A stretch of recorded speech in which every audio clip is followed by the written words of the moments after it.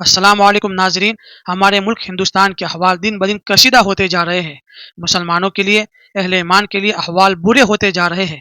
ان احوال سے اور ایسے برے حالات سے اور ایسے آزمائش سے بچنے کے لیے اس قرآنی آیت کو پڑھنے کی عادت بنائیں۔ میں نے اس سے پہلے قرآن کی آیت بتائی تھی کہ اس کو ہر فرض نماز میں یا کم سے کم 2-3 فرض نماز میں اور سنت و نوافل کے اندر آخری قاعدے میں درود ابراہیم کے بعد اس آیت کو پڑھنا ہے، دعائے معصورہ کی جگہ، کیونکہ دعائے معصورہ یہ حدیث سے ثابت ہے اور یہ قرآن آیت اللہ تعالیٰ نے ہمیں سکھائی ہے، تو اس کو ہم پڑھ سکتے ہیں۔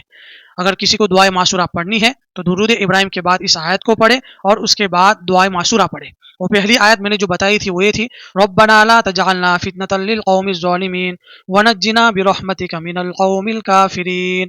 اب میں آپ کے سامنے ایک دوسری آیت بتا رہا ہوں کہ اس دوسری آیت کو بھی آپ پڑھ سکتے ہیں۔ ان دونوں آیتوں میں سے جو آپ کو آسان لگے آپ اس کو پڑھ سکتے ہیں، ہر فرض نماز میں پڑھے یا کم سے کم 2-3 فرض نماز میں، اور سنت و نوافل کے اندر آخری قاعدے میں درود ابراہیم کے بعد پڑھنا ہے۔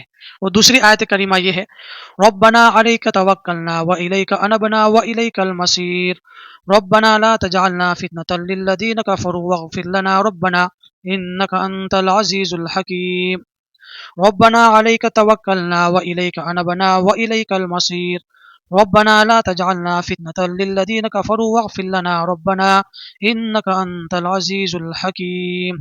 اس آیت کا ترجمہ یہ ہے، ربنا علیک توکلنا والیک انبنا والیک المصیر، اے ہمارے پروردگار، ہم نے آپ ہی پر بھروسہ کیا ہے اور ہم نے آپ ہی کی طرف رجوع کیا ہے اور ہم آپ ہی کی طرف رجوع ہوئے ہیں اور ہم سب کو آپ ہی کی طرف لوٹ کر جانا ہے۔